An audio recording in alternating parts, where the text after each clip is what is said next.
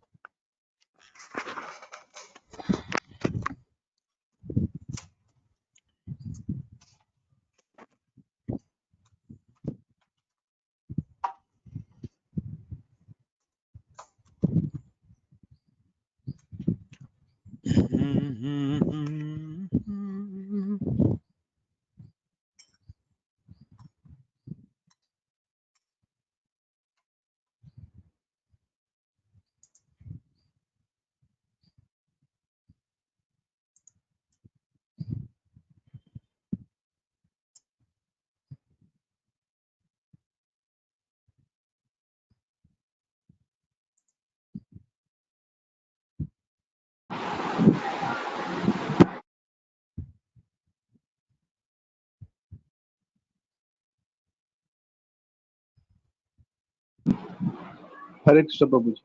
Hare Krishna Prabhuji. Dhanyawad.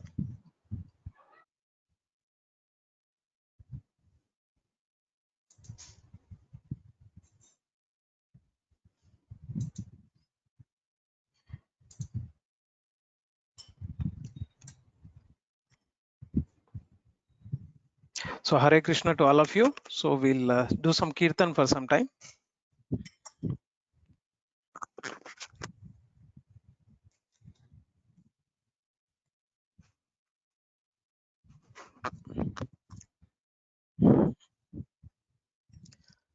Nama Om Vishnupadaya Krishna Prasthaya Bhutale Srimate Bhakti Vedanta Swami Namine Namaste Saraswati Deve Gauravadikacharine Nirvishesha Sunyavadi Satai Shatarine Jaya Shri Krishna Chaitanya Prabhu Nityananda Shri Advaita Gadadhara Srivasadi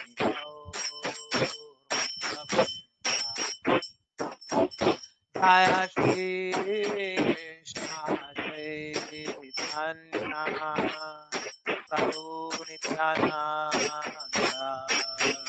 Shri Advaita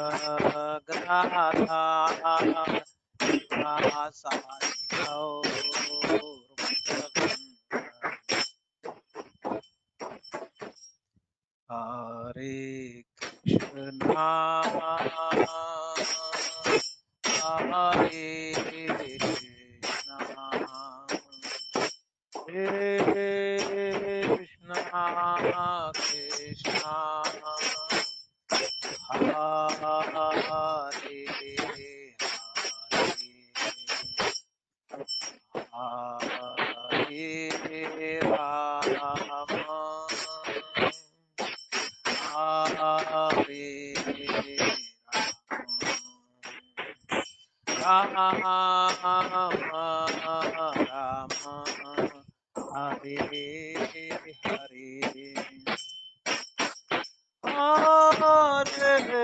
Krishna,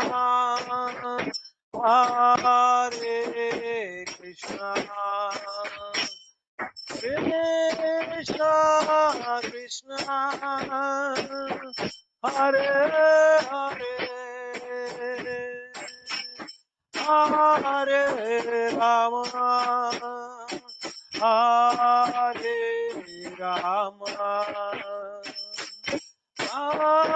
Rama Rama, Hare Hare, Hare Krishna, Hare Krishna, Krishna Krishna, Hare Hare, Hare Rama, Hare Rama, Rama Rama, Hare Hare, Hare Krishna, Hare Krishna,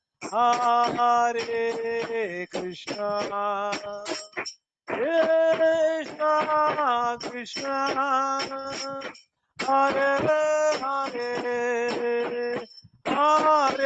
Rama, Hare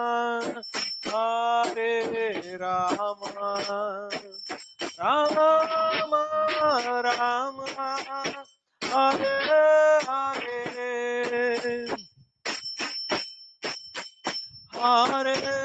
Krishna, Hare Krishna, Krishna Krishna, Hare Hare, Hare Rama, Hare Rama, Rama Rama, Hare Hare, Hare Krishna, Hare Krishna, Krishna Krishna, Hare Hare, Hare Rama, Hare Rama, Rama Rama, Hare Hare. Harinam Sankirtan ki Jai.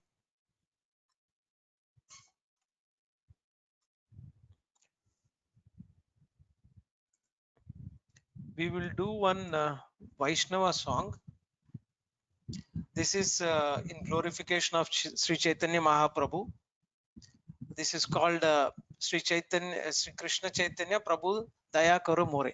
So basically we are trying to seek the blessings of Chaitanya Mahaprabhu, who is very merciful, to bestow his mercy, and also to other acharyas in this particular song. This is written by Narottam Das Thakur. It's a 6th stanza one. Everybody is able to hear me, right? Yes, Prabhuji. Yes, Prabhuji. Okay, thank you. Yes, Prabhuji. But picture is not clear, Prabhuji. What is not clear? Picture is not clear. Oh, is it? I am sharing in the normal way only.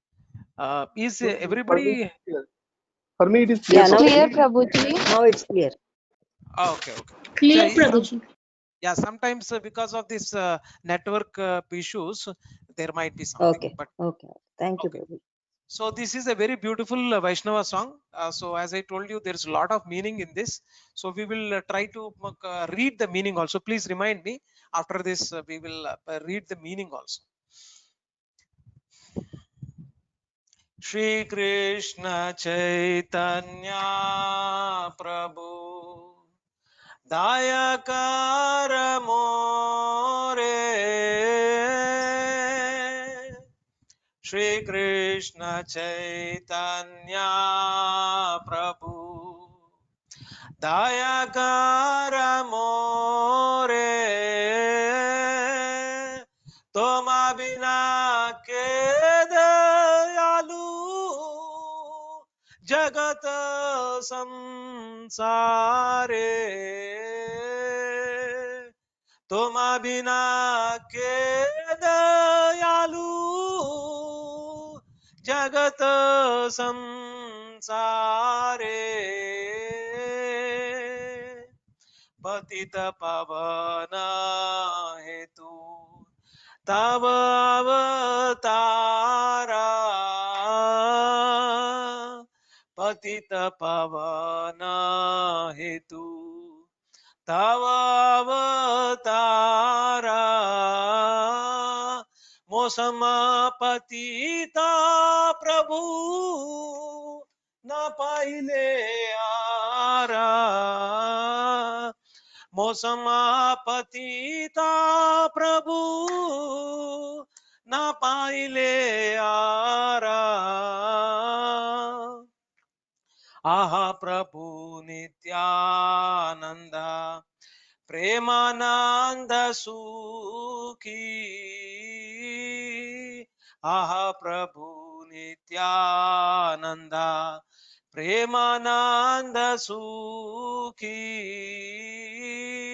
कृपा कृपा बलोकाना करो हमी बड़ दुखी,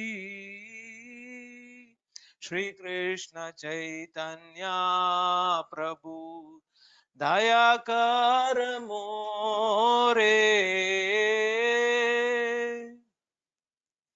दया करो सीता, आहा प्रभु नित्यानंद प्रेमानंद सुखी, कृपा बलोकाना करो हमी बड़ दुखी, दया करो सीतापति अद्वैत गोसाई,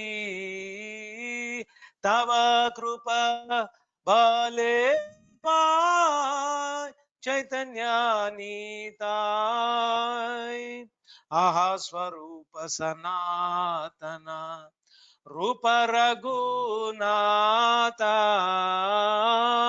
भट्ट जुगा श्री जीव प्रभु लोकनाथा, दया करो श्री आचार्य प्रभु श्रीनिवास, दया करो श्री आचार्य प्रभु श्रीनिवास, रामचंद्र संगा मांगे नरोत्तम दासा, रामचंद्र संगा मांगे नरोत्तम दासा, श्री कृष्ण चैतन्य प्रभु दया कर मोरे, हरे Krishna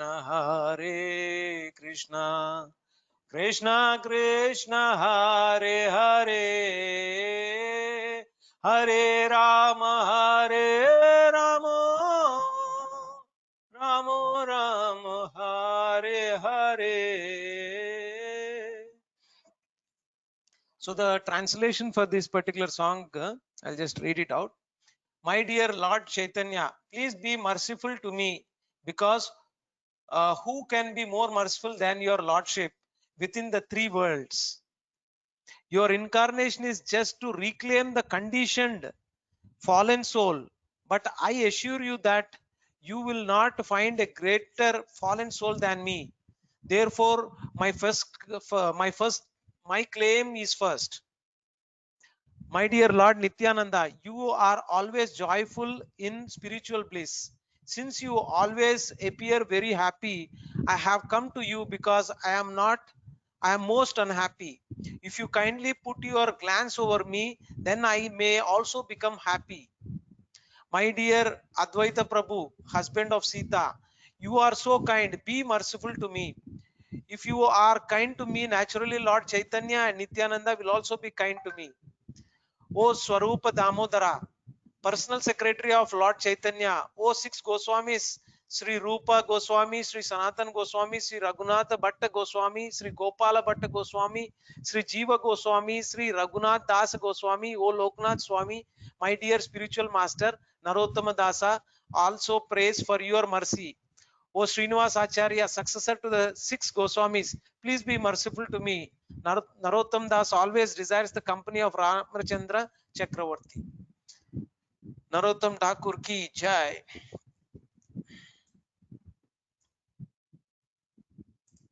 Okay.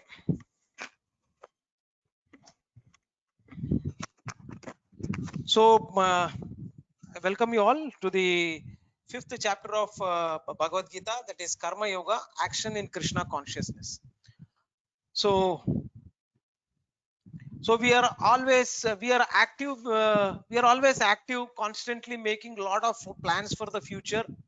But what happens is that our thoughts manifest in action, which is what we have seen, and the repeated actions becomes your habit, and these habits make our character, and the character determines our destiny. So this is a they say that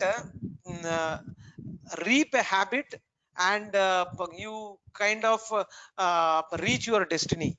So kind of in a systematic way, that the way we are approaching the Bhagavad Gita, the way Krishna is taking us to give us a subtler meaning of work, and at the same time how we should start seeing this material world, and that is what he's trying to explain. So let us see today what we are going to see. The action in Krishna consciousness, which is this is actually the Karma Yoga, action in Krishna consciousness, and the Vyasadeva gives this the Sanskrit chapter name as Karma Sannyasa Yoga. So Karma Sannyasa Yoga is the actual the Sanskrit meaning what Vyasadeva, but very nicely Srila Prabhupada has given the chapter name as action in Krishna consciousness. So there are 4 the steps that we need to take, because now it is more to do with the action part. We will see in the 3rd chapter, I'll try to give you the relationship between the previous chapters and this chapter. So there are 4 the acronym is steps, and so we need to stay in this world. We are not going to renunciate and just leave. That's what we have seen in the previous chapter, that renunciation just like that is not going to help you. That is, inaction is not going to help you. So you need to do the action, but how you need to do the action is what Krishna has recommended, that do it is in the akarma way. But now we will see how to really make things happen in akarma way. So that is what is the whole purpose now. Okay, the 3 doers, we will see that there are 3 doers that we will come across, and I will explain you what are these 3 doers. And one should have equal vision, and but there must be a peace formula, because ultimately we are all looking for peace and happiness. So that's the peace formula, the what Krishna is giving, that one should have to attain spiritual enlightenment and coming out of this conditioned life. That's what we'll see. So before we dwell there, I just wanted to quickly recap the divisions in Bhagavad Gita. The first 6 chapters we call as the Karma Yoga. So why predominantly, why we call this way is because the Karma Yoga is talking about the science of work, or the first 6 chapters Krishna is talking about the science of work. So that is what we have been doing, and this is the penultimate chapter for that. So how one can work in the right attitude is what Krishna is trying to bring slowly to that platform. How one can work in the right attitude. It is also to do with a lot of work. Most of the time he's talking about karma, about different types of karma or whatever. So the 6 chapters together is called Karma Yoga, because the emphasis is on the karma, that is work. So we can also say that the definition for Karma Yoga is the science of work, the process how to work and come out of this material bondage is called Karma Yoga. So it's the science of work. How you should work is the science of work. And at the same time, the process also it gives how to work and how to come out of this material bondage, because we are all conditioned souls. How we can come out of this material bondage? Because you cannot really see, it is like, the analogy is like, you are in a tanker at in a military. You see that there is a tanker and you are sitting in the tanker and you are very safe. You are you can, when you wanted to turn into the left side, you can turn, right side you can turn, you want to go straight, you can go. But again, you cannot do lot of actions in the tanker. You wanted to jump, you wanted to do lot of other activities which you cannot do because you are conditioned soul. So we as a conditioned soul have got lot of things that we cannot do. There is limited freedom. In that limited freedom only we are acting. So now we wanted to see, this is what Krishna is talking about, how to do that work such that you can come out of this material bondage and you can be free, really free. Because the spirit soul, which we know, but is not conditioned. So it has no, it is anandambayo vyasat. So that means it is always happy, always peaceful. But right now, since we are conditioned, we are not experiencing that in fullness. So that is what Krishna is explaining here, the science of work. So the sixth chapter is exclusively called the Karma Yoga. Again, the sixth chapter that we are going to do now. So basically, to say that he's giving everything about how to do work now and how to come out of this conditioned situation. Okay, the next 7 to 12 chapter is called Bhakti Yoga. I just wanted to introduce you to the Bhakti Yoga because we are going to do that next. By now we know that the understanding we have that we need to make our life divine. So we have seen that in the Yajna 2.0, we need to have a higher purpose or a divine purpose in whatever activity we are doing. In one way, it also says that we need to make our life divine. So that is what work is worship is what 1.0 Yajna said, and Yajna 2.0 said that life is divine. Our life is a kind of a worship. Work is worship there. Here life is worship. So how can we do life as a worship? So that is what Krishna is explaining now in this chapter, the culminating chapter. They to make our life divine and also find the divine purpose in our life. To make our life divine and find divine purpose, we need to understand what divine means.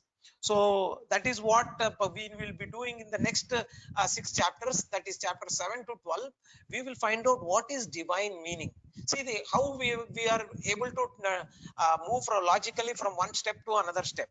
We have talked about the action, how you need to take action and what kind of reactions will come, and how do you work in a way that you do not get entangled with this material bondage.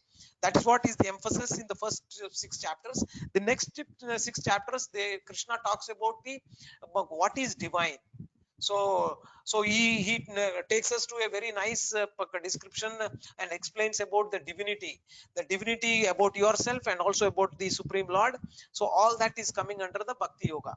Okay, so in the definition for the Bhakti Yoga is that the science of divine. What was the definition for Karma Yoga? It was the science of work. Now the Bhakti Yoga, the definition for Bhakti Yoga is science of divine. Okay, just keep that in mind so that you can comprehend the next chapters. And the process of connecting to the divine is called Bhakti Yoga. Okay, so the definition is that, I'll reiterate. So the science of divine and the process of connecting to divine is called Bhakti Yoga. So what is the process to connect to the divine? So the 12th chapter exclusively talks about the Bhakti Yoga, as we see that now this chapter is talking about exclusively about Karma Yoga, or a combination of all that what we have learned. He is trying to culminate and then give you a big picture about what is Karma Yoga now. So, and the last part which is Jnana Yoga, knowledge which is connected to work. So that see, you wanted to have that knowledge also to act when you do certain works. That is what he's talking about. The knowledge which is connected to work. What is influencing me when I am working? So when I'm working, there are a lot of things that are influencing me. What is influencing me? And the modes of material nature is in greater details is talked about there. We have seen it in our previous chapters, the Sankhya Yoga, where it talks about a lot of things that can influence us. And now it takes a very depth, in-depth knowledge about what is Gnana Yoga. That means the modes of material nature and things like that. Okay. So the definition or the it is so the definition for Gnana Yoga is science of material nature. So the Karma Yoga is the science of work. The Bhakti Yoga is the science of divine. The Gnana Yoga is science of material. What is that? Material nature. So that is what it talks about. As I told you previously, there are 5 things that in Bhagavad Gita they are emphasizing, or Krishna is trying to give you a full knowledge about. First is that who you are, and who is the Supreme Lord, and what is karma, that is what we have seen, and what is kala, what is prakriti. So these are the 5 things that he talks in detail. So we will be covering that slowly. We are now talking more from a karma perspective, and to some extent we talked about who am I, because initially itself Krishna says that to Arjuna, you are not this material body, you are spirit soul. So but again he takes it to a next level in the rest of the chapters. Okay. So so in the Gnana Yoga part also we will see that how is the soul is entangled with the modes of material nature. So how the material nature is entangling the soul, and the soul is a spiritual and matter is material. So how can they really get hooked up? So that is what we will see how it is getting hooked up. It is like water and oil. Though the oil cannot mix in the water, similarly the soul and material nature are 2 different entities. They cannot go together. But how they are getting hooked up is what we will see. Once this connection is made, what is sustained in this connection is what we will also see as part of the Gnana Yoga. And how does the how does the soul react when there is an influence of material nature or matter is what we'll see. Okay. So that's what I just wanted to give you an overview about the things that we are going to come across while doing the rest of the chapters. Then let's classically define what we have been doing all these days. So we have seen that Karma Yoga, which is here the 3rd chapter, Karma Yoga, first begins by stating by starting to have a discipline in one's life. See, Karma Yoga takes us to a platform where, since lot of people are living as an animalistic way, eating, sleeping, mating, and defending, so we wanted to bring in some discipline in their life. So for that, Krishna mentioned that do your prescribed duties. Prescribed duties, which are also called as dutiful work. And from where did we get this? This we got it from the scriptures. So you are doing your prescribed duties based on the scriptures. So that is you are doing your karma accordingly. Okay. But again, this is when Krishna said that do your prescribed duties, he did not mention in the 3rd chapter how to do that prescribed duties. So that is where Gnana Yoga comes into picture, where we talks about how you need to do your work. There are and the reactions that you have related to your work. So but there is sakama karma and akarma and vikarma. So there are 3 types of reactions you might get, and in the you can say karma. In the karma you can you get a positive reactions. In vikarma you get negative reactions, where you will go to a lower planets if you continue doing vikarma activities. And if you do positive reactions come, then you go to higher planets, or you may take a human form of life also next time, to give you a better opportunity to realize and then go back to Godhead. And the akarma mode is the one which we all should strive for, and that is what, there is no reaction for it, and you get credit for that, in a way that you may not come back to this material world again. You will be coming out of the condition mode, and that's what we'll see in greater detail. And so basically the buddhi yoga is now in one way. So we have seen that in the past. I'll show you in the next slide. So the prescribed duties, dutiful work, we talked about the yajna 1.0. Prescribed duties one has to do, and the knowledge of the work, non-reactionary work, is yajna 2.0. Basically non-reactionary meaning there is no reaction to that work that you are doing, that is called akarma. And how to perform that akarma is what now we are going to see in detail. Okay, so the detached, the work that you will be doing when you do in combination of these two, but what you need to do, and how you need to do, now, which is what is talked about here now. That will give rise to a detached work. So I'll show you in the next slide, that will clear most of the things. Okay, so let me go this one first.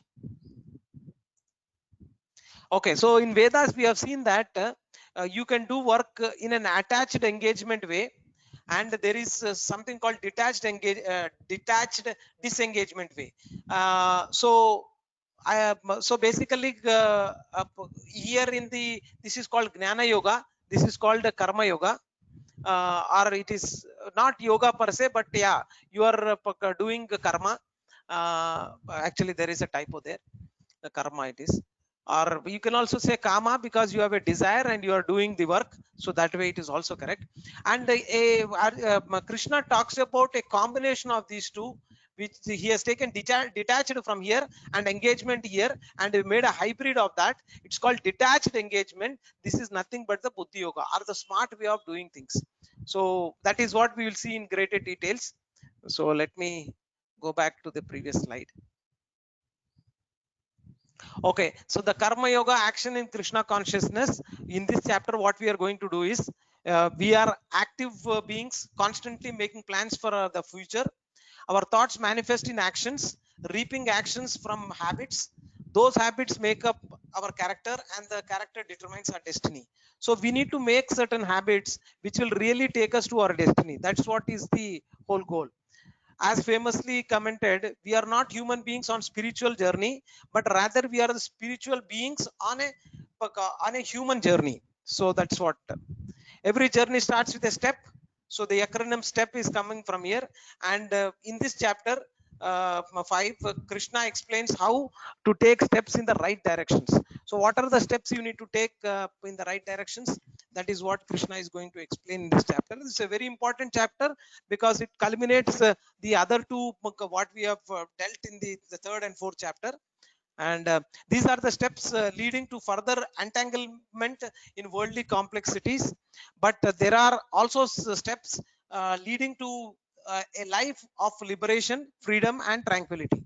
So it may these steps lead to a further entanglement in the worldly complexities, but we need to find out how we can come out liberated, and we can also find out freedom and tranquility by following the steps. So that's what. Okay, so this is what we have dealt in the previous chapters. Arjuna asks very rigorously that if fruitive work is lower than, or the intelligence is higher than fruitive work, then I would not like to work. So then Krishna gave us the formula for him, so saying that one should do their duties. And he came up with sakama karma, where you can expect the result and then do it. That's the first level he mentioned. So the real detachment comes with higher attachment. That is what we'll see, how this higher attachment how one should have. And that is what we have seen in the Yagna 2.0 when we mentioned there. We said that you need to have a higher purpose. And with higher purpose, when you have the, you can really come out of this condition mode. Yes, the stands stay in the world. The verses 1 to 12 talks about that. And Arjuna is still confused, as we are also confused with a lot of information that is flowing on, because we talked about in chapter 3 that this is how we need to do prescribed work, and in the next chapter we have seen that you need to do akarma way, but we don't know how to do it in akarma way, and things like that. So now Arjuna is also a bit confused. Despite Krishna's explanation in chapter 3, Arjuna still considers work and renunciation to be mutually exclusive paths. So he is thinking that work and renunciation are two different exclusive paths. There is but as I told you in the previous slide, Krishna has given a hybrid solution. That is what we'll see. Krishna elaborates on how an individual who works in a spiritual consciousness is automatically elevated to a platform of renunciation. So that's what we need to also have, the detachment, but at the same time we also need to do action. So this is called karma sannyasa yoga. You need to do karma. Sannyasa means renunciation. Karma sannyasa yoga, that is what the chapter name is. How to do the work but still be unattached. So, or be in a renunciation mode. So that is called karma sannyasa yoga. The path of karma yoga offers a progressive means of spiritual development while simultaneously staying in the world. So that is what we talked about. Okay. So any questions so far before I move? Sorry, I was monotonous. Just going on. Yeah, go ahead, please. Anybody has a question? If not, we'll go.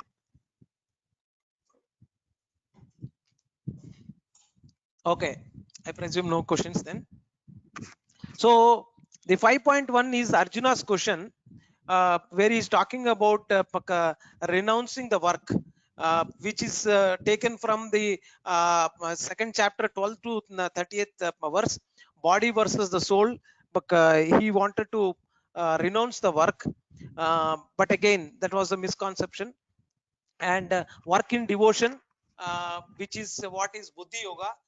We are kind of because Krishna has already spoken about these things in the chapter 2, because it's a summary of the entire Gita, and but it has, buddhi yoga has been emphasized or talked about by Krishna from 2.39 to 2.54.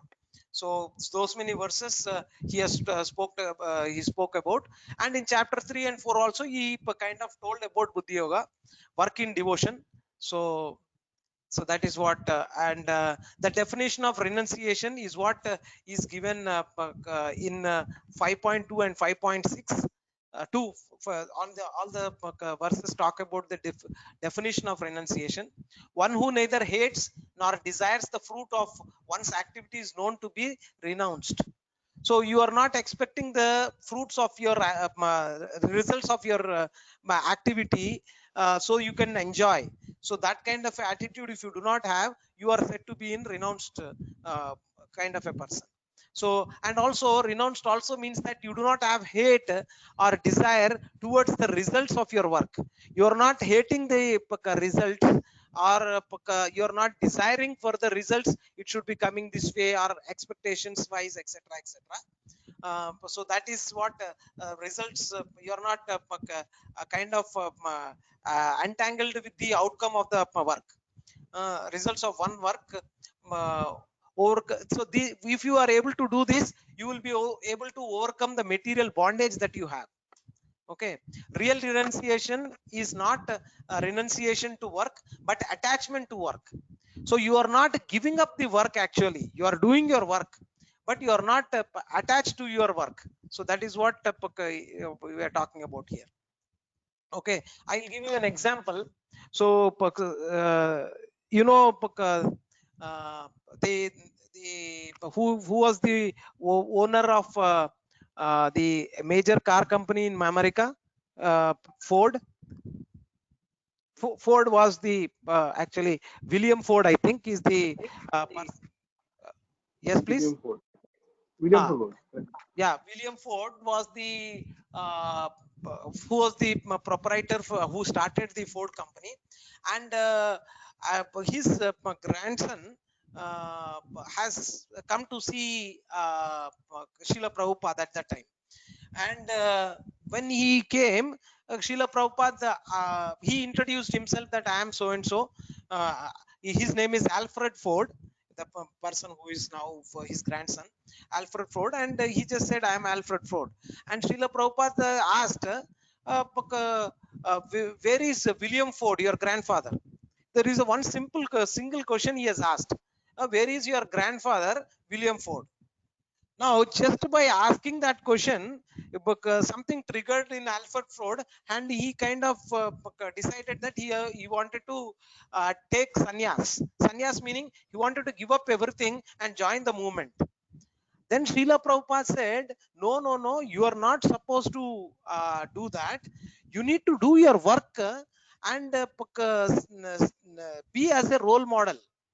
Not that you are renunciating everything and then joining the movement and becoming a sannyas. So you should become a role model, and you should not renunciate your work or be attached to your work. So, and how he kind of what did I say? His grandson's name? Um, William Ford is the grandfather. Alfred Ford. Alfred Alfred Ford. Ford. Yeah, Alfred Ford being his grandson, he now got initiated with Srila Prabhupada at that time, and now he contributes in thought, word, and deed to ISKCON. And if you see the kind of donations that he gives to ISKCON for major projects is like huge, like it will be in millions of dollars. Now, one of the big world's biggest planetarium, which is coming in Mayapur near Calcutta, so in West Bengal, the 50% of the contribution has been given by Alfred Ford. So now see, this is what it is. So he is not, and how did he come out of this attachment? He is not getting attached to the material things. Oh, this is my money. Why should I give it to somebody else? So that kind of an attachment is not there. When he started giving in donation also, your attachment towards your birth. That's what in our Shastra also, they say that you need to give something as in charity. Again, be careful when you're giving in charity, because there is a possibility that it might be used for a wrong purpose also, and you can get karma for that. So suppose you kind of give some charity to some beggar, okay, and he takes that money and goes and drinks liquor, and he goes and beats his wife. So then where is that karma will come back to you. So be careful when you give your charity also. Okay. Okay, so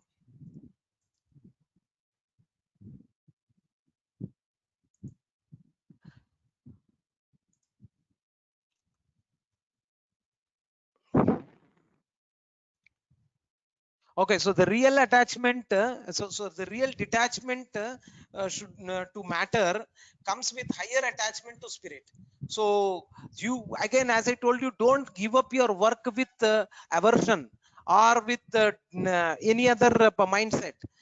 When you hang on to a higher taste, higher things, automatically lower things will be automatically get detached. So you do not have to do lot of effort from your end.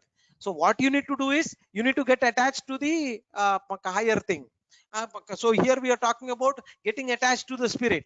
So that is what, when you do that, your detachment to matter will happen automatically. You don't consider yourself as this body and mind, but you have that, but again you are primarily hooking on to your spirit. So that's what will come. And once you realize and do things in a way that Krishna is instructing. The signs of action in renunciation, the mood of service.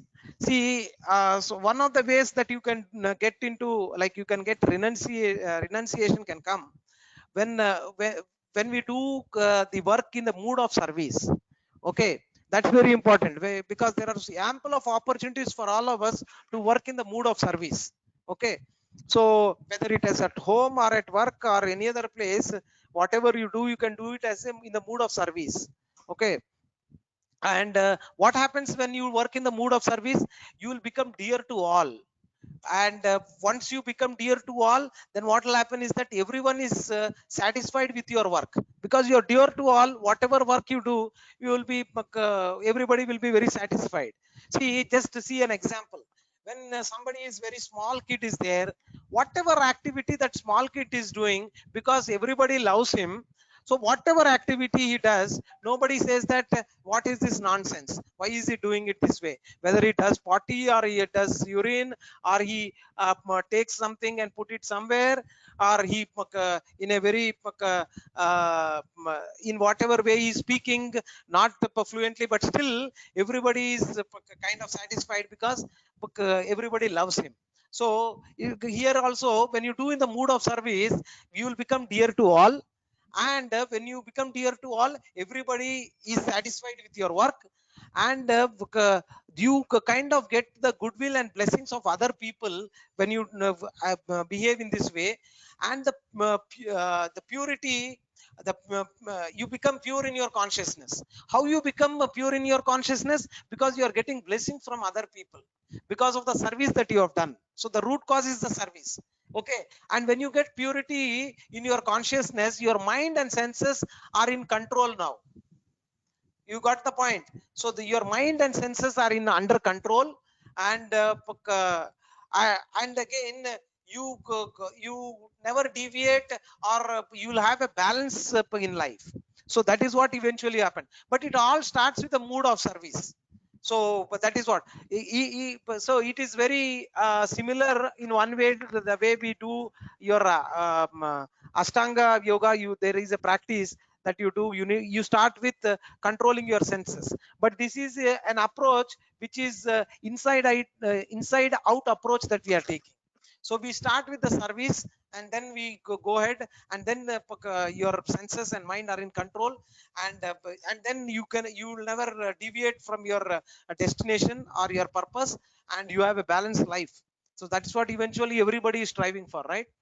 And so basically you will have focus on your purpose, and focus on your mood what you have. So your mood is also very important. As we have seen, we said bhakti yoga, buddhi yoga means a karma yoga on a strong platform of jnana yoga with a mood of bhakti yoga. So that mood what you are going to set is what comes into picture when you do in the mood of service. Okay. And so naturally what you will become like a person, like the analogy that is given is that the water droplet that will not stay on the lotus of petal. So similarly, you being in this material world also, you will not get entangled, you will not get attached to this material world. So that is what eventually will happen. And the material world will not be able to influence you. The modes of nature will not be able to influence you. I know we are going more of theoretical now, but I will show you in a practical way how we can deal with this. I totally agree. So a lot of things are so much of theory we are talking about, but slowly we will go and apply things in our life. Why someone does not get reactions to his work? See, we have seen that when you do in a akarma mode, you will not get any reactions to your work. But why someone does not get reactions to his work when you does it in akarma mode, that we need to understand, because that's a why question.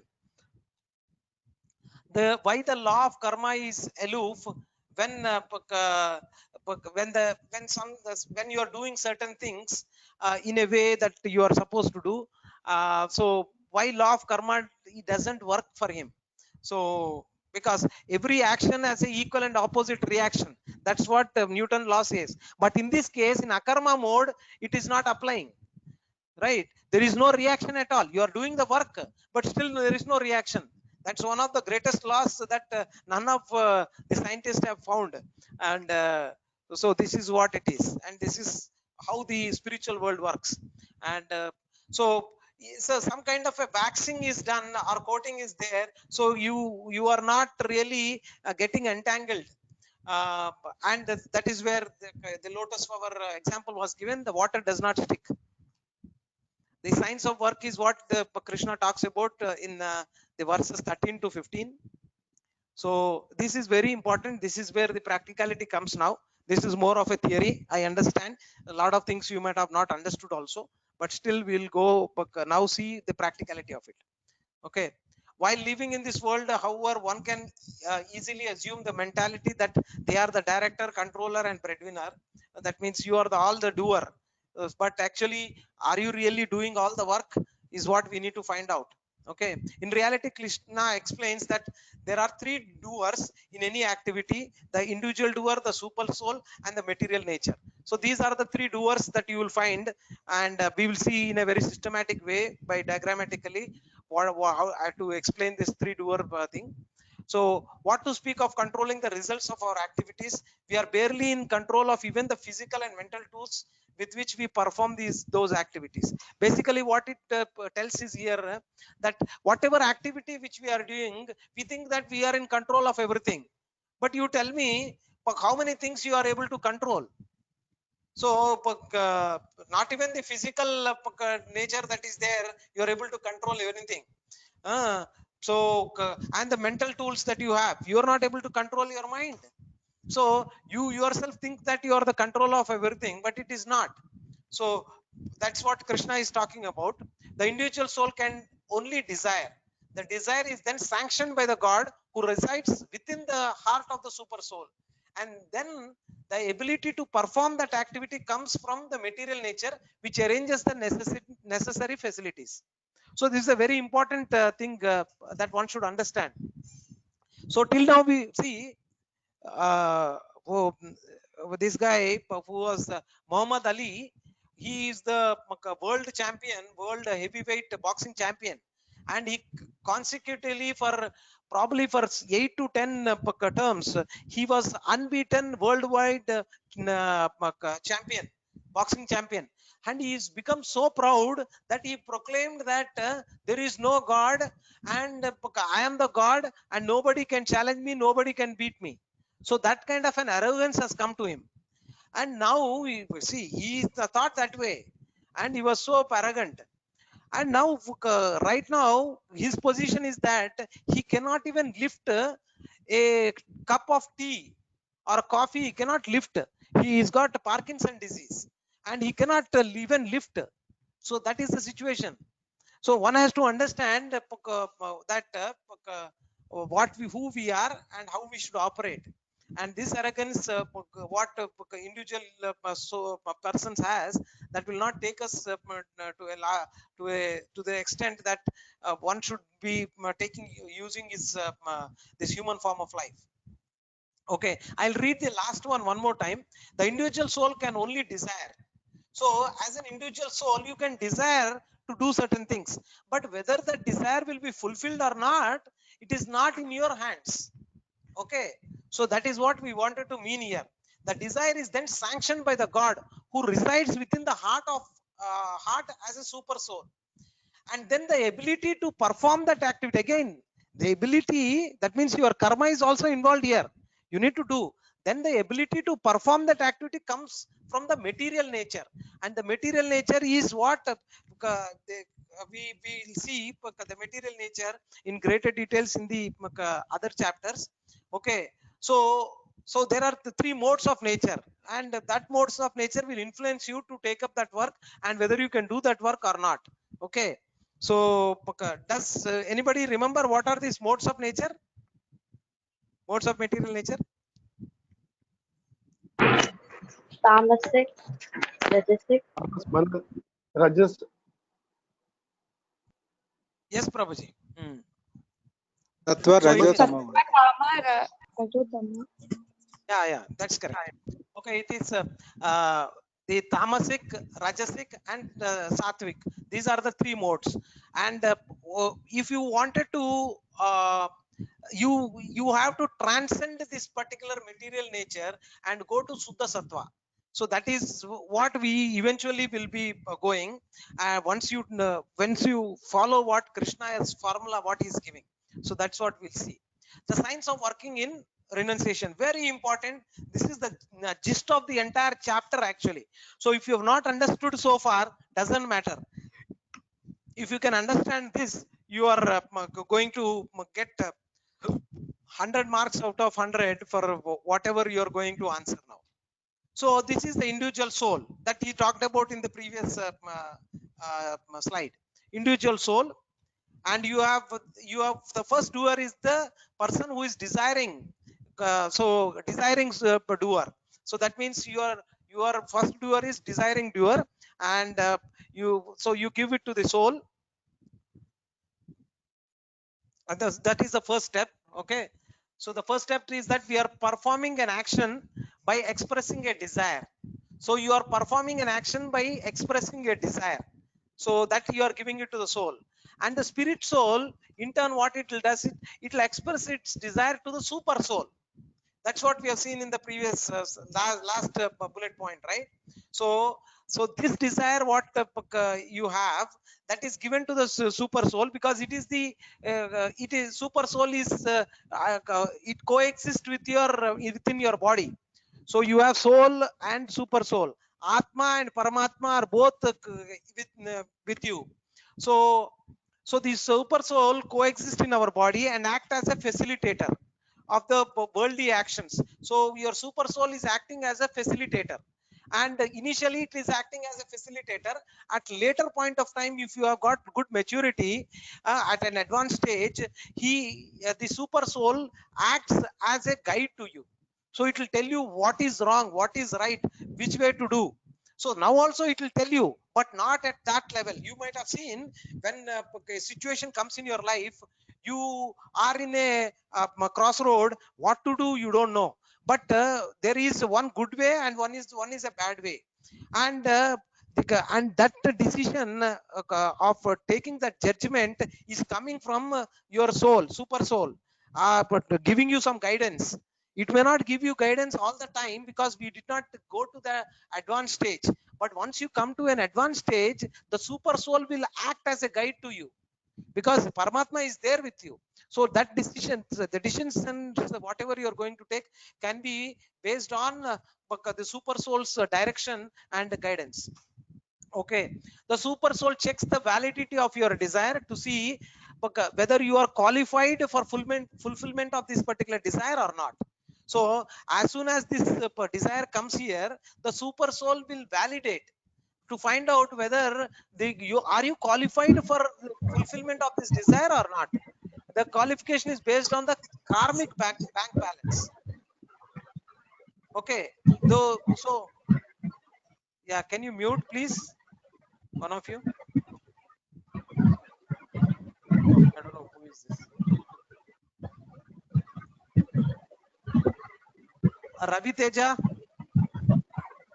Andavalli Ravi Teja, can you mute please? Okay, thank you.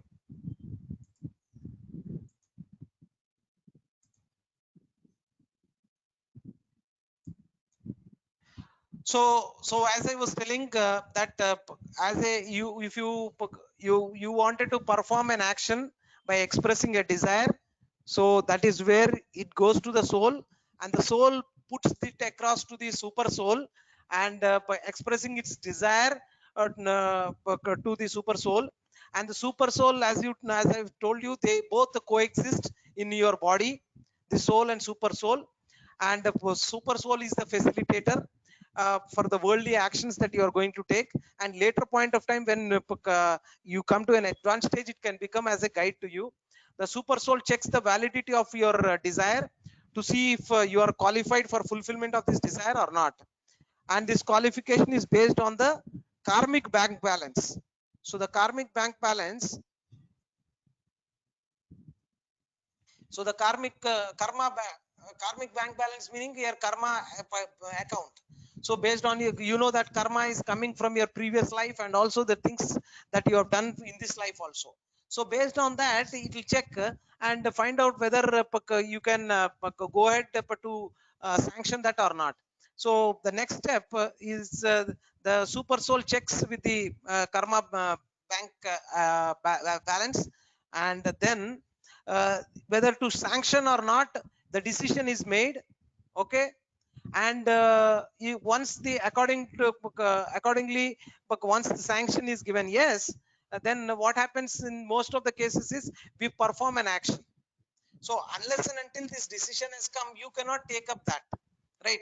So is it okay, or is it confusing? Any feedback so far?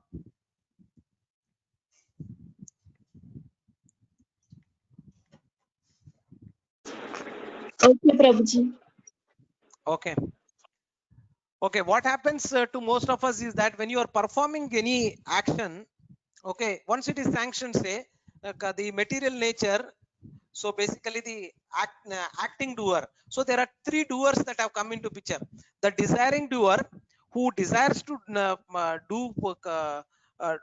do something, he is having a desire and it goes to the soul, and the facilitating doer, so this super soul is there, but based on the facilitating doer is called the facilitating doer. And the last one is the acting doer, so the action has to be performed, so that also you are there. So and if you may say that only my what do you say, the material body is doing the action, but no. See, unless until the spirit is there, so you cannot really do that action. So the basis is all the soul. The soul is there, that is where you are able to do the action. If not, you cannot do anything. So there is the third doer is the acting doer. Okay, so yeah, go ahead, Mataji. Anybody has any doubts, please ask me. Prabhuji, Yeah. yeah, Prabhuji, see, in the second case where super soul is the facilitating doer, one Hmm. who actually kind of approves whatever desire you have. So, Right. how does the super soul acts when a person makes a wrong desire or illful desire? Here it should stop. No, then in that case. No, that is what, right? See, we will see in the why people do wrong things. Okay, but so that is what when the yeah, what you're saying is that the super soul, being a super soul, why it is allowing you to do wrong things, right? Yes, Prabhuji. Yes, Prabhuji. Yes. So that is what Krishna has given something called a free will. There is something, a concept called free will, and this free will is what you will be using. See, he is only a facilitator, meaning he doesn't get involved in your work process. He will just in the sense that he will just facilitate doing the transaction between checking this. But see, what he is doing is super soul, whether that particular thing can be given but to do or not, it is based on the karmic bank balance, that whether you can get get that work done or not is what he is deciding. But again, whether you are willing to do wrong thing or bad thing, he is not really giving you that kind of a direction, because you are not at that advanced stage. That's what I talked to you, right? When in your advanced stage, he'll act as a guide, but right now he's acting like a facilitator. Facilitator meaning, suppose, as I told you previously, you wanted to buy a chocolate, and you go to your father, and your father will not immediately give you money and said, okay, go and buy. He will say, this is not good, etc., etc. He'll say, but go to a shop, take some money and go to a shop, and shopkeeper immediately asks you what you want. You wanted a chocolate, gives you a chocolate. He will not bother to find out whether you really this will benefit you or not. He is just facilitator there, facilitator between you and the chocolate which is there. He's just intermediately. So similarly, soul has got a different levels of super soul has got different levels of working for you. One at an advanced stage he can become a guide, but initially, since you are using your free will and you are also not really at that stage where you can listen to the super soul whatever it is trying to tell you, so it is not working as a guide, it is working as a facilitator.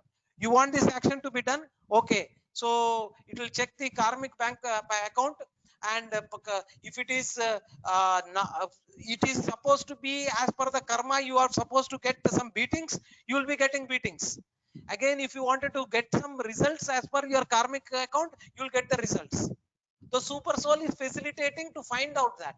That's all it is doing. It is not really doing anything per se. It is just doing the facilitating doing is it's doing. Am I clear? Yes, Prabhuji. Yes.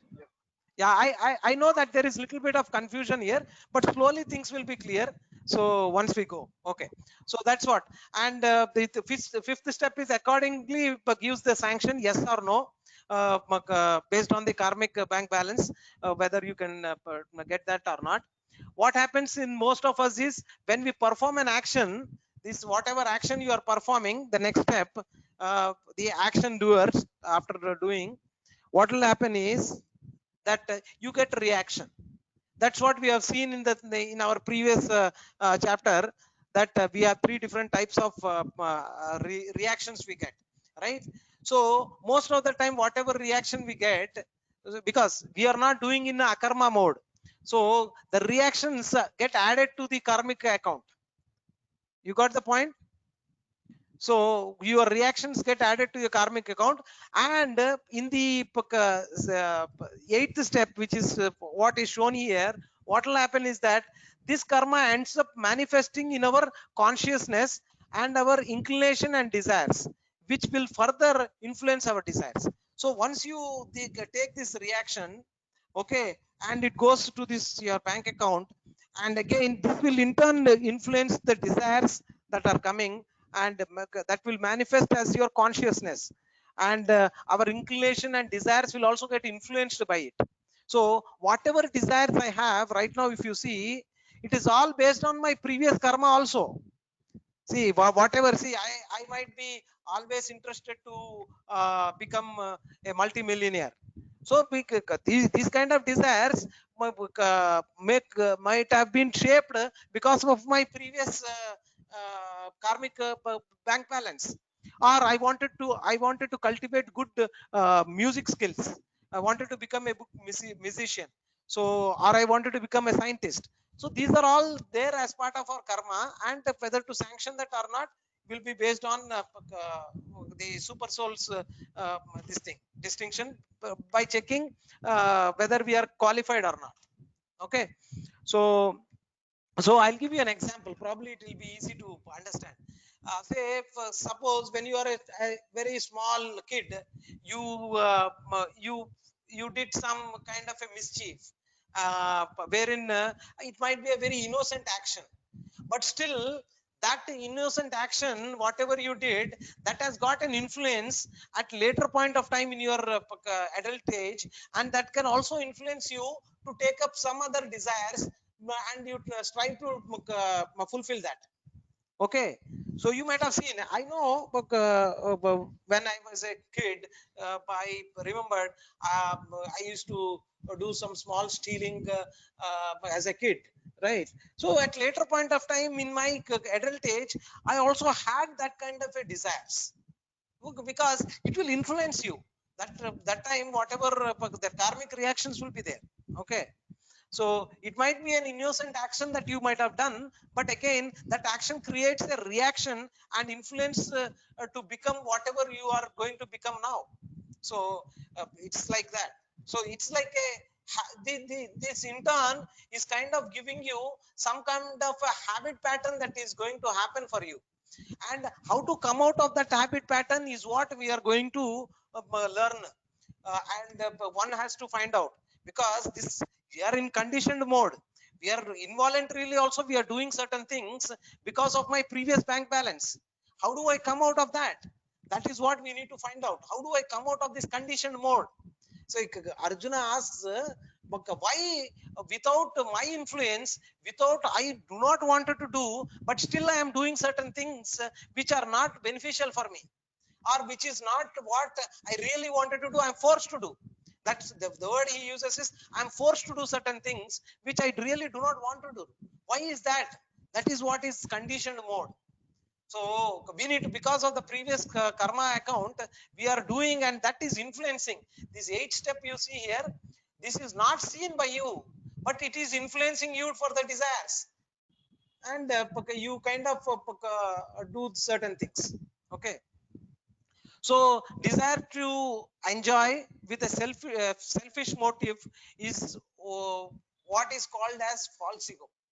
Okay, so one of the things that Krishna talks about, the obstacles in this path, when you wanted to do an akarma mode of work, is the selfish desire, or in one way the false ego is what it talks about. The obstacles for you to realize, to come out of this condition mode and do work in an akarma mode is your false ego. The false ego is the culprit. Basically what it means to say is that you have a desire or a tendency to enjoy with a selfish motto. Selfish motto meaning, it's always like the way that Duryodhana was, like I centric person. I only wanted to get it. I only am the greatest. There is nothing beyond me. It was told that in the hot scorching summer, when Duryodhana was walking, one of his servant wanted to put an umbrella, and so that he doesn't get that heat. But Duryodhana said, nothing should be above my head, so remove the umbrella. So that kind of an arrogance people have. And because not only that, he is so I oriented person, selfish oriented person. He everything he wants for himself only. So that kind of, see, we also are selfish. So once we come out of this selfish nature, and we have seen that in the previous slides, it all starts with the service motto. So if you are acting in a service, whatever activity which you are doing, you do it in a service motto. So that is where it will give you to come out of this conditioned nature, right? So how this false ego is destroyed, that's a very good discussion. How you can destroy this false ego, that is the next slide I am going to talk about. Any questions so far?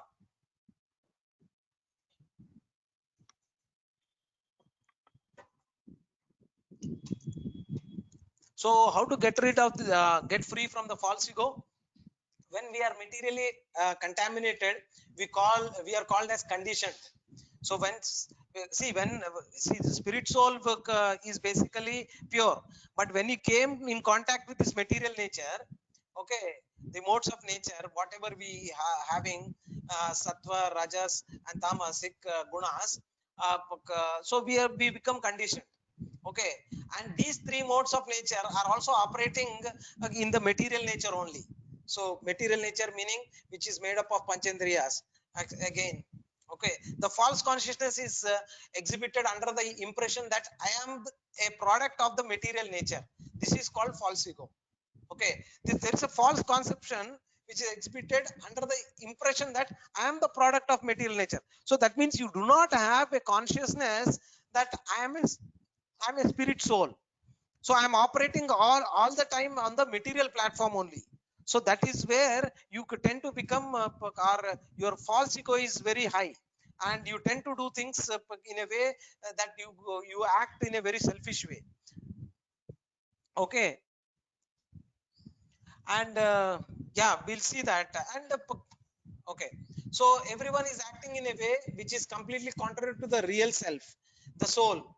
It's as if they are haunted by ghosts. See, your real nature, your real self is what one should exhibit, but your false ego is dominating you, and that means it is as if you're haunted by a ghost. So I'll give you an example.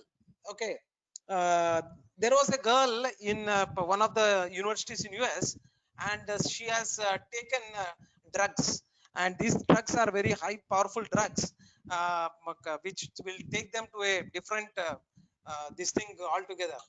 And they, so she took those drugs, and now she started shouting, saying that I am a bird, and I wanted to fly, and oh, I'm flying. So she started speaking like that, and she started climbing a very big building in the university, and she's saying that now I'm a bird, so I can fly, and I wanted to jump from there and fly, right? So what is this analogy really giving you? So what can you drive from this analogy? Anybody? Because of the influence of the drugs, she lost the consciousness of how to behave and act in the practical, because she Right, has lost the complete right, sense. Yeah. right. Thank you, Santosh. Yeah, anybody else?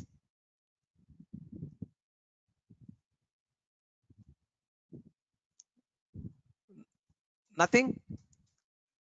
See, what has happened here is that, as Santosh Prabhuji also mentioned, now what you are not, you are feeling that that is what I am. See, because of the conditioned nature, we are not this material body. We are actually spirit soul. That's what we talked about in the previous slides, right?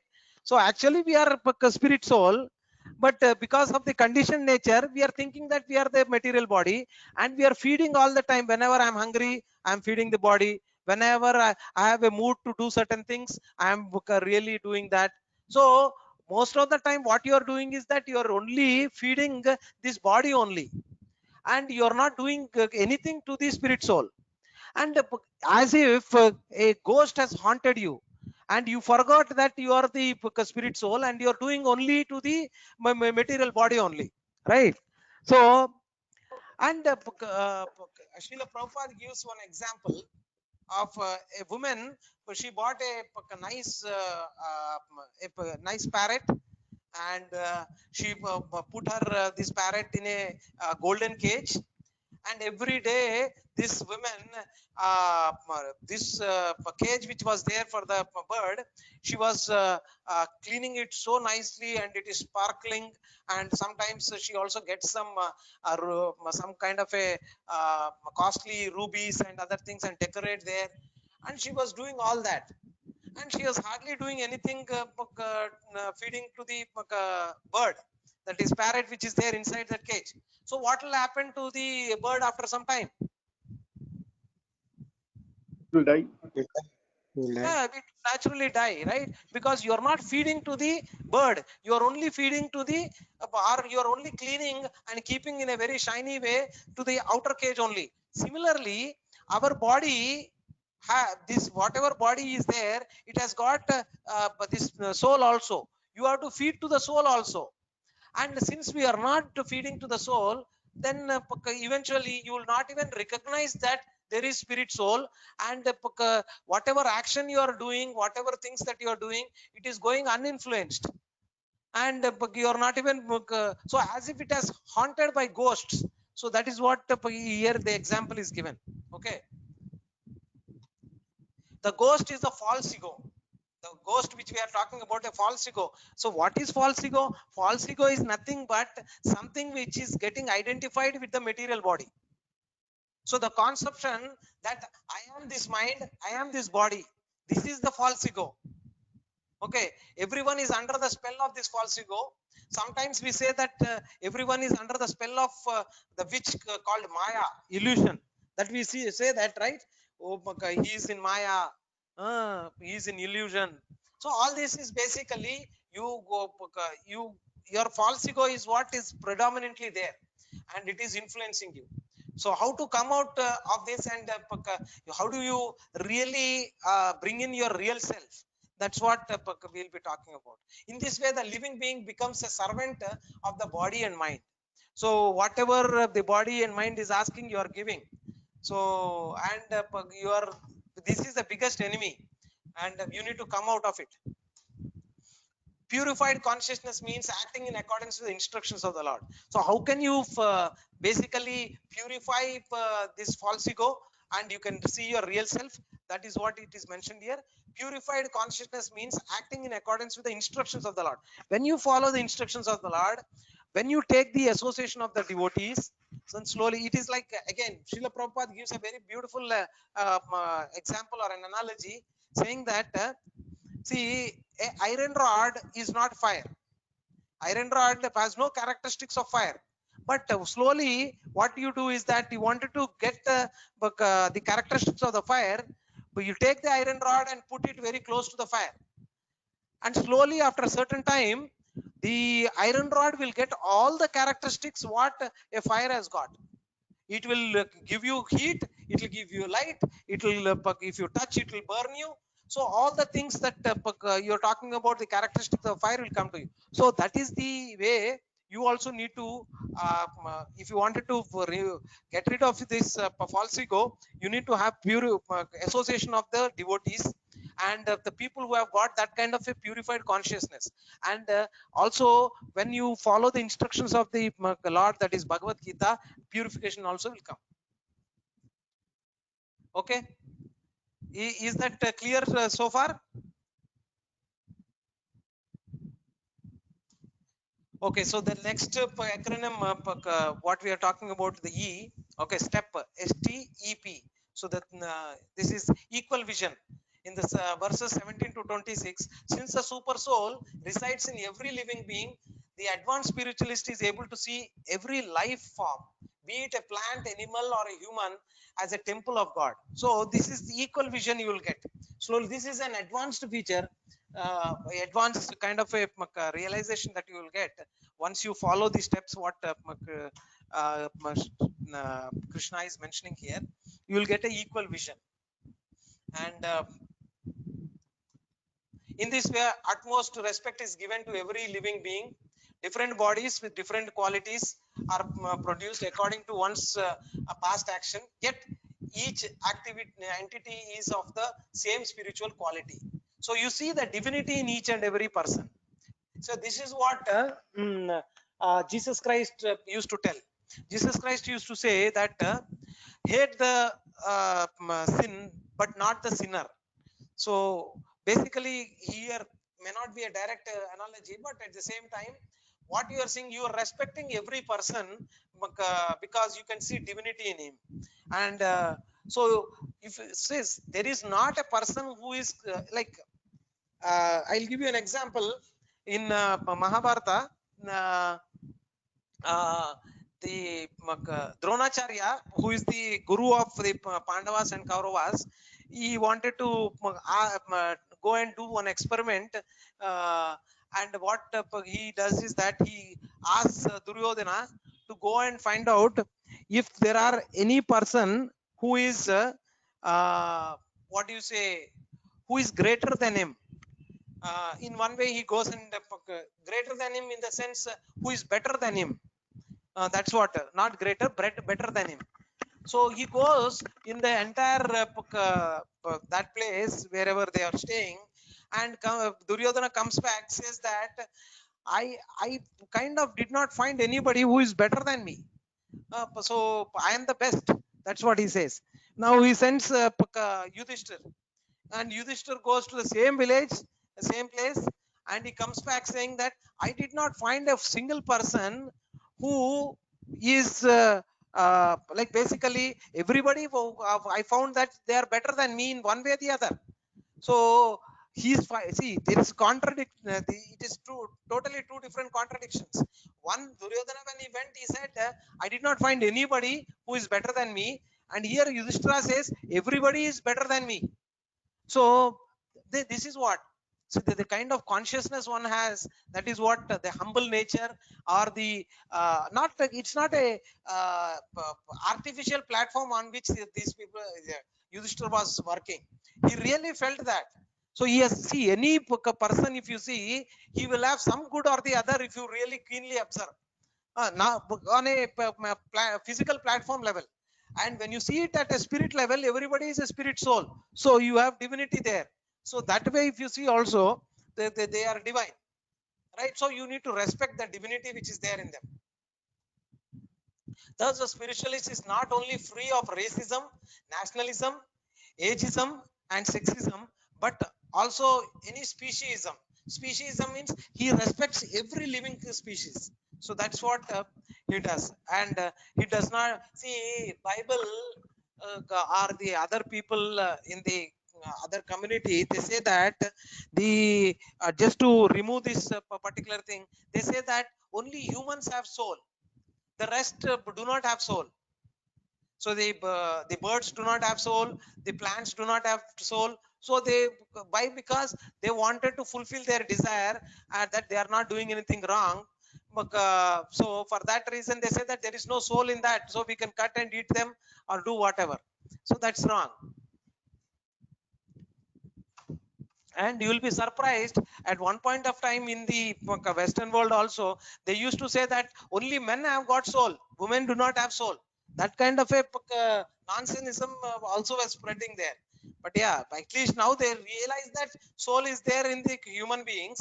But now, any other animal plants, they do not have soul. So that's a very premature rascalism that is prevailing. So the last one, peace, the verse 29 talks about, we come into this world with nothing and we leave with nothing. So there is a doha that says that khali haath aaya bande, khali haath jayega. So this is what you remember when Alexander was uh, uh, was infected by malaria, and he was supposed to die, and he had only few days to go. Then he said that when I die, when you bury me in the open handed form like this. So to symbolize that I came empty handed, I'm leaving all what I thought is mine, I'm leaving here and leaving. Okay, so that's what. So we came into this world with nothing and we leave with nothing. So the attachment that you have, whatever, towards the actually in Sistastakam, Chaitanya Mahaprabhu very nicely describes this. Na dhanam, na janam, na sundarim, kavitam va jagatisha kamaye, na janmani janmaneshware, bhavatar bhaktir ahitikui tvai. So basically in that he is saying that I do not want anything. Na dhanam, na janam. I do not want, dhanam means money, janam means popularity, na dhanam, na janam, na sundarim, not any beautiful ladies, na dhanam, na janam, na sundarim, na kavitam va jagadisha kamaye. So I do not have a desire for any of this fame, things like that also. So basically what I mean here is that you do it as a service and get unattached, and this is the way you can get unattached. So not desiring anything but doing it as a service, and also realize that you came into this world with nothing and you live in this world with nothing. Okay, in the intern, our claims of proprietorship and attachment to various objects create fear, insecurity and conflict. So that doesn't mean that you should not protect whatever belongs to you. So that is again inaction, that is not encouraged. But understand that nothing will be with you when you leave. Okay, change is a constant theme in the world. Our relationships are changing, the environment is changing, our possessions are changing, and our desires are also changing. So that's what, everything is changing. To the extent that we develop a sense of detachment, understanding the Supreme Lord to be the proprietor and ourselves as simple caretakers, to that extent we can experience a sense of peace within. So you will be peaceful when you say that, or you realize that the proprietor is Supreme Lord and I am a simple caretaker. So if you remember, I think Shakespeare, in one of his dramas, I'm not able to recollect which drama is that. It's a very famous drama, wherein he says that we are all our actors and we came here to act our role and then go back. So what was that drama? Does anybody remember Shakespeare's drama? Okay. So it is a famous Shakespeare drama in which he talks about we are all our actors, and the same thing what our one of the actors Raj Kapoor has in one of the songs in Raj Kapoor's Mera Naam Joker, he talks about that really the theme of that came in that particular movie in a song, Mera Naam Joker. Does anybody remember that? Anybody? जीना यहाँ मरना यहाँ के सिवा जाना. Good one, Madhuri. Good one, good So one. basically, yeah, but the context is that the जीना यहाँ मरना यहाँ इसके सिवा जाना कहाँ. Actually, it is giving you a wrong meaning. not exactly. I might have thought that that's what the meaning is, but not exactly the meaning that we wanted to bring in here. Okay, so basically here it says that but you so you develop a sense of detachment, understanding that Supreme Lord is the proprietor and ourselves as simply caretakers. So you just have to be as a simple caretaker, nothing. See, I'll tell you what why I said it is not like any other organization which talks about saying that as Ravi Shankar ji says, art of living. So ISKCON also teaches you, or Bhagavad Gita also teaches you the art of dying. Because how can you live a peaceful, how can you live this body very peacefully? So the why people have got so much of pain when they really, when they at the time of death? Can somebody tell me why there is so much pain at the time of death? Due to Yeah, material Prabhuji. bondage. Okay, Karmic. okay, what else? Karmic Prabhuji, account. lot Okay, of actually lot of regrets when they die. They thought, they should have done something like this, but they could not do in the entire life, and okay, the entire regrets. life went. Yeah, regrets. Right. So Some actually desires are Shastra, unfulfilled. yeah, some desires which are unfulfilled, again you are in very great trouble, right? So you wanted to do that, you wanted to get your something this that, and you couldn't do. So you, and if you are having a very strong desire, and you at the time of death, and to fulfill that desire you will definitely have to come there only. Sometimes they say that due to that karmic reaction and so much of attachment, you take birth there only. And suppose you are so much attached to some place, and you so to take to fulfill that desire, or no, because you are so attached to that place, you will come to that place by taking birth as a rat or a cockroach or something else. So that is also, the danger is there.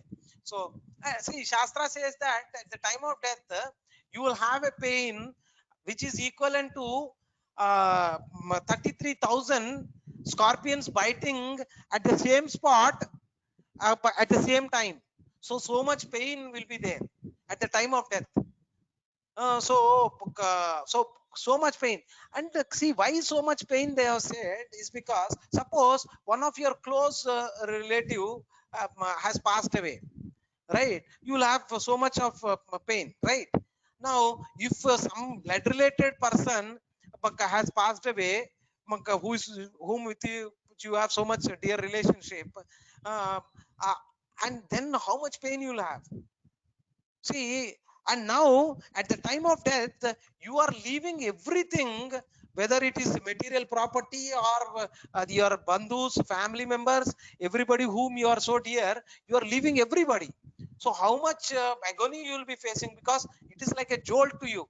So much of pain as compared 33 million, 33,000 scorpions biting at the same time.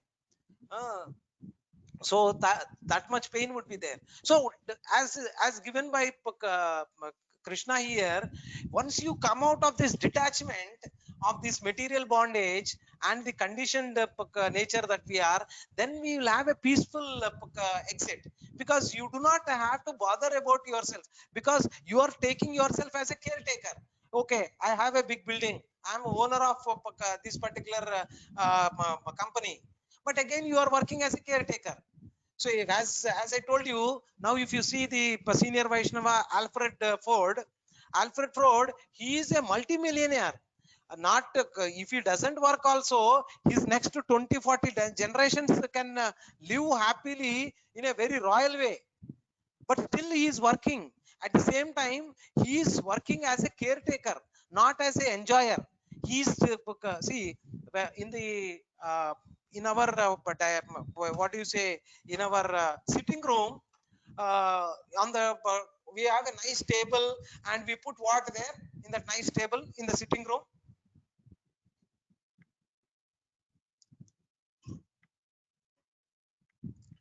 Does anybody understand what I'm saying?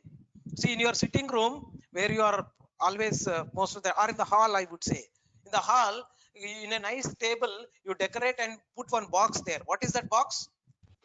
Flower is Yeah, you put flower vase, but most of the people put what? ice. What? Toys? Tortoise. Tot Oh, tortoise. Okay. Uh-huh. Okay. Anybody? What do you have in your hall? Basically, Sofa. you have Sofa sofa. set. You sit in that sofa and watch what? Television. Television, Right. television. So basically, your primary thing, which you give importance is the TV. That is where you put it in the hall, and you nicely have a sofa where you can sit and watch. Right. Relax. So Mm. you are, see, in most of the devotees houses, in the hall we have the altar and we have Sri Krishna or the deities there. So in my house, if you see, we do not have TV per se, but though we sometimes we see it, internet etc. on the computer, but we do not have TV. But we have the altar, and we have given the who is the owner for this particular house is Sri Krishna.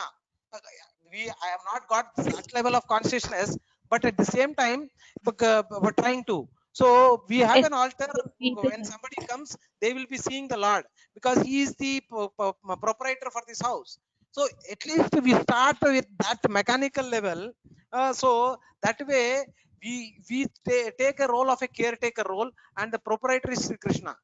And if you, that's what Alfred Ford is now doing. So he is not taking all that material things and is enjoying for his own, going to Hawaii and having nice outing there, etc. He's chanting and he's giving classes, etc. Okay, one last point and then we'll take questions. Will the last point and then we'll take questions. Interestingly, it is in this inner peace that brings about global peace. So once you have, they say that if you are not comfortable with yourself, you cannot be comfortable with others. So that inner peace that brings about the global peace. So that's what a community of individuals who are free from attachment, greed, envy, and covetousness is what this world really needs. And that's where peace will come. When at an individual level, when peace comes, at a global level, peace also will come. Okay. So I'm open to questions now. Thank you for your patiently listening. Yeah, go ahead. Prabhuji, you're saying something. Somewhere in this Yeah, point. yeah, no problem. Actually, regarding Mr. Ford's this thing, the kind of life now he's leading is what is exactly we prescribe in Krishna consciousness. Because at that level, if you're leading that life, you're influencing so many people to Right. actually show what is the ultimate truth. Right, absolutely. Actually, in one of the slokas, Krishna says that whatever leaders follow, the rest of the people will follow. Okay, so that is what. Uh, so one, see, the leadership that we are talking about is at different levels. You are also a leader. Mataji, some of everybody is a leader at their own way because you have that divinity within yourself. One should really bring out that, and not for yeah, Prabhuji, can you mute? Okay, so one should not do it for namesake or for name, fame, and other things. But as a leader, doing it as a service, automatically people will start loving you, and and they once they love, they your work also, whatever you're doing, they will like it, and at the same time blessings will come, and your consciousness will be enhanced because of the blessings. And that is where you reach your ultimate goal. So yeah, so each one, not just Alfred Ford, he is definitely giving as a role model, having so much of wealth, he is not attached. Similarly, if you see the Beatles, who was that person? It's, um, George George Harrison. Yeah, George Harrison also was like that. He's given so much in donation to ISKCON at that time. He has given a big mansion, which is millions of dollars. That mansion, where in that mansion, when ISKCON taken, The taps that you find, the water taps were also in gold. They were made in gold. So that kind of a mansion was that. He gave it for a donation. So you might say that hey, these guys are very wealthy. That's the reason why they have given. Well, let me tell you, the more wealthy you are, the more greediness you will be. You will not be able to give a single single paisa as donation. But so what I mean to say is that one should cultivate this attitude, not that you go now and give charity. That's not what I'm advertising. Krishna is here saying that have the consciousness that Krishna is the proprietor and you are a simple caretaker, one, and do it as a service, whatever you are doing. That's where when you do with this consciousness, you will not get attached to this material world, and whatever you are doing, it will become an akarma. And so that's how when you do things in akarma mode, with the Lord's blessing, all the karma, whatever account balance you have, it will be destroyed. That's what Krishna is saying. So okay, so any other questions before we end? I have another thing to discuss very quickly. Yeah, any other questions? Prabhuji, I think last two sessions we said Srila Prabhupada's last message we'll discuss. So I don't know whether we have time now, but we can probably, Okay, yeah. so I can show you the video, but probably tomorrow I'll show you the video. Okay, so today Okay. actually one of the Matajis has asked me because she has not attended the Discover Yourself course, so she will not be able to know who is Vishnu, who is Krishna, what is this Dashavataras and all this. So I just wanted to quickly go through that, and then it will be a revision for some of you also. That's good. Who is God? This is what the definition of God. Who is the controller, proprietor and enjoyer? Bhoktaram Yajna Tapasam Sarva Sarvarupam Maheshwaram. Okay, so Lord Krishna is the controller, owner and enjoyer. So this is all what Krishna talks about. He is the cause of all causes, etc. I just wanted to this is the one the sloka that I was talking about, 5.29. Bhoktaram Ignatapasam Sarvaloka Maheshwaram Shruzram Sarva Bhutanam Gnatvaman Shantimuruchati. Okay, so okay, Sri Bhagavan Sri Krishna, and in the various places it has been mentioned that Sri Krishna has got 6 opulences in full. That's what whether in terms of his riches, strength, fame, wisdom, all beauty or renunciation. Renunciation also is he has got in full. Okay, can somebody give an example how when he came 5,000 years back he exhibited this renunciation part? Any one example? This is what Parashar Muni talks about in the Vishnu Purana. Maybe he left his parents the minute he was born. That's Okay. he got separated from his parents. Okay. Yeah, but yeah. Okay. Anything else? In Ashwamedha Yaga, Krishna took a post as keeping a chapel in proper. Okay. Okay. So this is what Uh, Mata is talking about is when this Ashwamedha Yagna was done, and when Yudhishthira called everybody, and Krishna took the seva of putting all the chapels in right place when all the guests have come. So that's the kind of a renunciation we are talking about. Krishna taking that kind of a seva or a role. Yeah. But what else? Any other? Prabhuji, I think for me the biggest one is he was like Sarathi to Arjuna. He never took in action. He only said, Right. "I'll be there, witness it, but you do it." So I think that's the biggest renunciation here. Right, that renunciation, that too you will be finding that when you are in a war, you cannot even speak to the charioteer saying that take right, take left, because you're in that kind of a situation where you cannot be heard. So to take right, they hit on his hip on the right with the leg, and if you want to take left, you hit it with your leg to the left. So that kind of a menial role he has taken. Any other and one more thing, when the Kuchela, his childhood friend, came, he given him all the respect, and including his, see, nobody would like to give his throne and make him sit in his throne and then give him that kind of respect.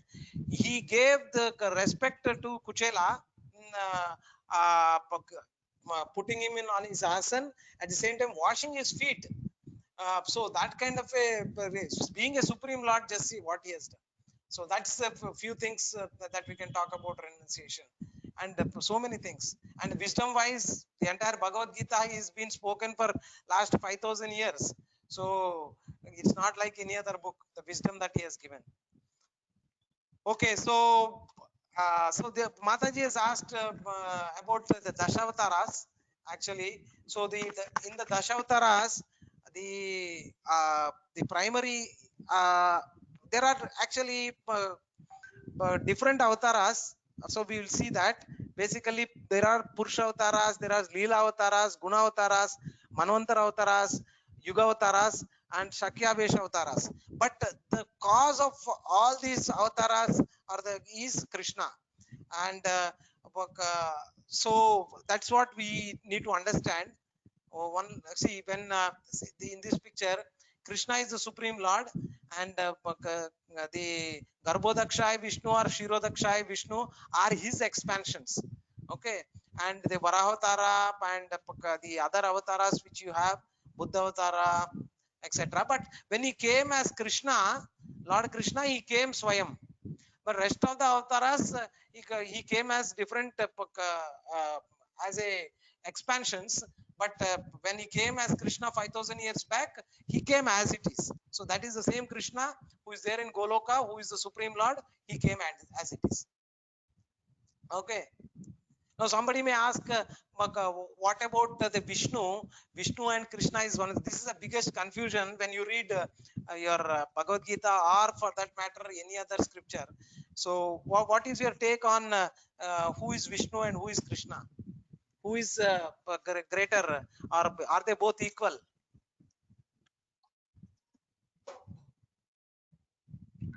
Anybody? Prabhuji, I think how to define Krishna is the supreme energy which is floating around in all the incarnation what we are talking about. So for me, Vishnu is one of those things which channelizes this energy. But ultimately, the super energy, the super soul, or super truth, what we call, is nothing but Lord Krishna. Okay, yeah. And people, and in the Shastra it is mentioned that Krishna has got 64 qualities. When he descended 5,000 years back also, and in general Krishna has got 64 qualities, and Vishnu has got only 60 qualities. Okay, and the rest of the all avatars have got they did not, they do, see, when they came here, when they have expanded, Krishna has expanded in any of these forms. When he expanded, the qualities what is expected in these avatars is all lesser than what Krishna has got. So when he came, Krishna Swayam, when he came as Krishna, and he has got the entire 64 qualities. So that's And what it is. Prabhuji, one more Yeah. thing, actually, only in Krishna Avatara, when the Lord came, that is where he claimed, I am Bhagwan. Other places he never claimed. So I think that's where we can connect saying. So yes, so in any other avatars, he never claimed I am the Supreme Lord, but only in Krishna avatars, especially he in Bhagavad Gita and in so many other places he has with his leelas he has exhibited. In Rama avatara also he did not exhibit all the 64 qualities. No. So Rama avatara also he did not exhibit 64 qualities. He came as Adarsha Purusha, and he came like that. So that's what. So I think any doubts so far? So we can go. I just wanted to show you two more things, and then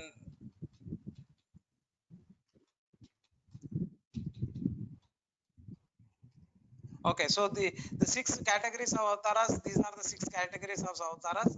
Purusha avatars, we have Karnodakshay Vishnu, the Lord who is lying on the causal ocean, also called as Mahavishnu. Garbhodakshay Vishnu, the Lord who is lying in the universal ocean. Okay, Garbhodakshay Vishnu, and Kshirodakshay Vishnu, the Lord who is lying in the ocean of the milk. There are 3 types of Vishnus actually, so that's what we need to understand. Okay, and so Leela Avataras, these are all the Leela Avataras. The list of Leela Avataras mentioned in the Srimad Bhagavatam, these are the Leela. There might be more, but these are the things that are mentioned in Srimad Bhagavatam, Leela Avataras. Okay. Narada also is one of the Leela Avataras. Guna Avataras, Vishnu, Brahma and Shiva are Guna Avataras. And they are associated with, say, Shiva is associated with Tamasic Guna, and Brahma with Rajasic Guna, and Vishnu is Sattvic Guna. And they own certain things. The maintenance part is Vishnu, creation part is Brahma, and destruction part is Shiva. So these are Gunavataras. To see maintain the entire material world also, you need somebody to take up this kind of a roles. So that's where these roles have been defined. And Manvantavataras basically, and Yugavataras. Yugavataras basically you see that in each yuga has got one importance for self-realization. In Satya Yuga, Kardama Muni established the meditation as a process of self-realization. In Treta Yuga, sacrifice as a process of self-realization, Brahma. And Dwapar Yuga, son of Devaki, that is Krishna, established temple worship as a process of self-realization. And in Kali Yuga, the yellow avatara appeared with his Chaitanya Mahaprabhu as a son of Sachi Mata to establish the chanting of the holy name Nama Sankirtana as a process of self-realization. Each yuga has got one yuga avatara and a yuga dharma. That is what it is mentioned here. Okay. So Sakya Vaishnavataras are also there. So that's what Vedavyas, to compile the Vedas, he has come as a Sakya Vaishnavara, empowered incarnation. Okay. So that's all I wanted to discuss today. And any other questions you have? If not, we are done for today. Any other questions or any concerns that you have? It's almost 6 now. Okay, so I would like one of the Prabhujis, if you can do Kirtan for 1 minute, like Mahamantra, you can take 3 times or 4 times max, and we can close. Anybody from Prabhujis can wanted to sing Mahamantra? Hello, Nobody? Yeah. Prabhuji, I'll sing. Okay, Prabhu. Hare Krishna, Krishna Krishna, Hare Hare, Hare Rama, Rama Rama, Hare Hare, Hare Krishna, Hare Krishna, Krishna Krishna Krishna, Krishna, Hare Hare. Hare Rama, Hare Rama, Rama Rama, Hare Hare. Hare Krishna, Krishna Krishna, Hare Hare, Hare Rama, Rama Rama, Hare Hare. Hare Hare Krishna, Hare Hare Krishna, Krishna Krishna, Hare Hare, Hare, Hare Rama, Hare Rama, Rama Rama, Hare Hare. Last time, Prabhu. Hare Krishna, Krishna Krishna, Hare Hare, Hare Rama, Rama Rama, Hare Hare. Hare Krishna Mahamantra ki jai. Santosh Prabhu ji ki jai. Very nice, Prabhu. Thank you. This is This is one of the favorite tunes of Srila Prabhupada. Srila Prabhupada, this is a he loved this tune a lot. Okay. And in the Tompkins Square, when he first did this Sankirtan, he used this tune. So we will see that video sometime. Tompkins Square. Okay, thank you. Next, probably tomorrow, I want one Mataji to sing this Hare Krishna. Maybe we'll devote little more time. We did little less today. Yeah. Okay, thank you so much. If you do not have any questions, then we'll see tomorrow at 4 o'clock, and we'll take up the next chapter accordingly. Okay. Hare Krishna, Prabhuji. Hare Krishna. Hare Krishna. Hare Krishna. Hare Krishna. Hare Krishna. Hare Krishna Prabhuji. Hare Krishna. Hare Krishna Prabhuji. Hare Krishna. Hare Krishna, Prabhuji. Hare Krishna.